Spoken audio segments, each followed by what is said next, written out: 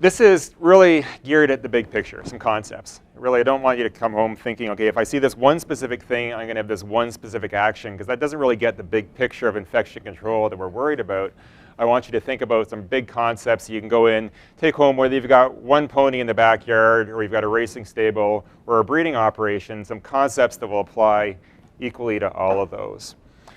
Now, I was going to start off, I think, by saying this is why we worry about it, but it really is only part of the picture. We know outbreaks happen, and they're very high profile. And everyone pays attention to an outbreak because outbreaks are impressive. You can get a lot of sick animals, a lot of disruption, a lot of loss. And they're very important, but they miss part of the picture because we've got a lot of horses that get sick sporadically, where you don't hear about it. A single horse gets whatever infectious disease, may get sick, very sick, may die, may get better, and you don't hear about it because it's just this background noise of infection that really accounts for most of the problems. But then we see these big outbreaks, that's when they get the attention. And what we run into with infectious diseases in general is we get an outbreak, people all of a sudden pay attention to infection control, maybe they change things, and then they get bored. It's human nature. We're changing practices, we're changing thoughts, we're making things maybe a little bit more difficult, so you forget about it over time and you get another outbreak. And then you get a little better and you forget about it over time, and this kind of recurring practice is what we see. So what we're trying to do here is kind of raise that baseline. We know everyone's not going to do everything that we wanted to do in infection control, but everyone can do something. And everyone can improve some practices, again, if it's one pony on a farm to a big facility, to reduce the risk of infectious diseases. Because while they're only part of the picture, outbreaks are a concern. Strangles, everyone probably knows about strangles. We get strangles outbreaks all the time. It's a disease that's endemic. It's circulating through the horse population. It's going to be here. We're not going to get rid of it. We need to contain it. And we can contain it actually fairly easily, but we just don't do those easy things. And there could be some bigger outbreaks. Obviously, herpes virus. Everyone's familiar with that probably this summer. Massive outbreak. Started off in one show in one location in the US and spread widely over the US and up into Canada. Caused a lot of concern, a lot of sick horses, a fair number of dead horses, huge economic impact, huge disruption. And this can happen anytime. This is an inherent risk, and we're not getting rid of equine herpes virus. It's not smallpox. It's not something we can actually get rid of because we know how to do it and we can vaccinate and get rid of all the carriers and all the infected horses. It's something that we're going to have to live with, and that's where it comes into controlling infection, not preventing it.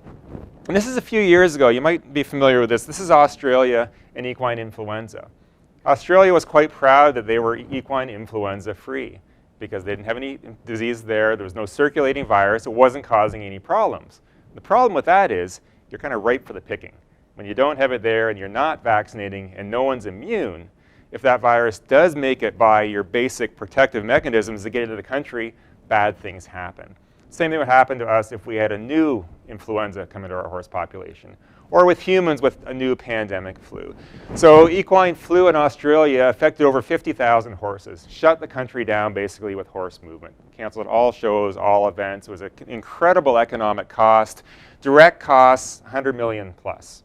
And that's costs of treatment, that's costs that were actually specifically applied to controlling this. But if you look at more broadly, the impact on the industry, the impact on some of the supporting industries, $1 billion or more is an estimate. And that's from one horse coming in to quarantine and equine influenza, making it out. One event leading to $1 billion in loss and a lot of sick and some dead horses.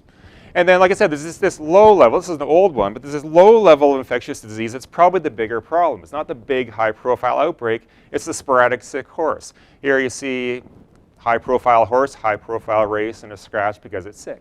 And it's going to happen. We know people get sick. We know we can't control all illnesses, but can we reduce these? And one of the things we deal with in horses is we make it a perfect situation for infectious diseases to happen and to transmit. Most equine operations are just ripe for the picking for an infectious disease and an outbreak, and a lot of that is an inherent risk based on what we do. What do we do? Well, we take horses to shows, to races, to sales. We interact with them very closely. They get shipped around the province, the country, the world. They get stressed. All these things we have to put up with because that's what the nature of the industry is, but they create a lot of risk. And some of them are just horrendous yearling sales. Like everyone knows kids in daycares, you take your kid to a daycare, it's going to get sick, right? This is like daycare to the extreme. You bring in a bunch of horses from different areas, different vaccine statuses. They're young, they're just prone to a lot of infections, they're stressed, you cram them in, you have lots of people touching their noses, and it's just the perfect scene for an infectious disease outbreak, and obviously they happen. So what do we do? Look, a lot of this is what I just said, but what do we do in the horse industry? Well, we mix a large number of horses of different backgrounds, different health statuses, largely unknown. All these things increase risk. We have transient and mobile populations. They move around. Some horses move a lot more than a lot of people do. We have a lot of international regional movement. We have confinement housing. So we have them kind of in close quarters with other individuals. Makes it easier to transmit things, and also can have some impacts on their overall health. We interact with them a lot. Certain things we can pass back and forth between ourselves and horses, but more often we can have as just a vector. So take something from one horse, move it on down the line.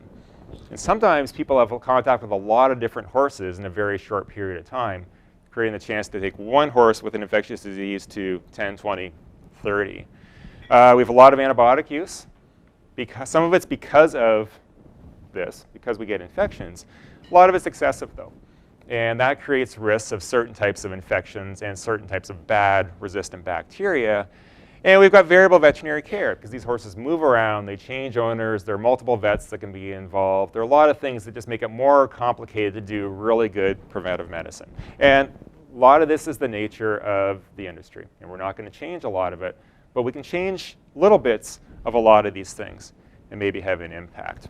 But the concept here is the same. It doesn't matter if it's Meg or if it's my pony or whether it's me. Every individual is biohazardous. Every one of you is carrying something, or probably a lot of somethings, that can make someone else sick given the right circumstances. Nice thought, eh?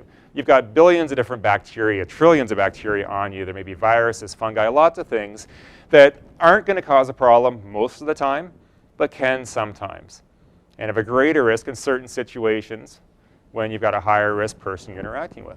Same thing, every dog is carrying something that can infect me and another dog. Every horse is carrying something that can infect another horse, even though it doesn't happen very often. So we can't say, I'm going to do something with this horse and it's going to be non-infectious. We can't render a horse non-infectious. We can reduce it, but it doesn't matter if we vaccinate, deworm, we can throw every antibiotic on the planet, every antiviral at them, and still at the end of that, they're going to be carrying something that can infect another horse or infect you. And again, that's just that inherent risk that we deal with. And you can't always tell when they're carrying something. Like I said, any one of us is carrying something right now because healthy individuals can carry it. You can have things that are just infecting you, not making you sick because you're resistant enough to them. You can have bacteria and other organisms that just live in or on your body. That's where they've adapted to live. We can have things that live silent. Equine herpes virus is a great example. It's a high-profile virus, but it lives in a latent form, a dormant form. It's asleep within a large percentage of horses, living within their nerves, around their head. So we can test a horse, we can look at a horse, we can say it's perfectly fine. Still a reasonable chance it's carrying this fairly concerning bug. Probably not going to cause a problem, but it's always there at that degree of risk. Now, we're going to see biosecurity talked about a lot, and you actually will notice I don't use the term biosecurity. Biosecurity for me is what you do with chickens and what we do with poultry, because it's a completely different industry. And they try to lump in agriculture and say we've got horses and chickens and pigs. It's completely false, because what can you do with chickens? Well, you bring in a big batch load of chicks, you put them in a barn, you raise them to a certain age, you get rid of them all, you go in and you decontaminate the barn and you start fresh. People going in there are going to have specific protocols. They may wear special clothing. Some operations, they may shower before they go in and shower when they come out. That's biosecurity. That's preventing bugs from making it into that facility to infect those animals. What do we do in the horse world? We say, come on in. We say, go on, bring in your viruses, your bacteria, by the nature of what we do. We can't, outside of really, really highly secure breeding farms where they're doing AI and not shipping around, we can't do that same degree of biosecurity. So we do infection control. We aren't preventing something absolutely from making it to the farm. We're trying to do damage control. And it's not to say we should give up because we can't prevent everything. It's just to realize that what we're trying to do is not keep germs 100% out and reduce the risk down to zero. We're trying to contain it. And we're trying to move away from the typical model, I think, which we've had in the equine world is, I don't want to know about it because I don't want to do anything about it. And there's been too much of that. Okay, the horse says it's not on your nose. I don't need to know. I'm going to walk away, and we're going to hope it gets better. Because usually it does get better, but unusually causes an outbreak or serious disease or something else.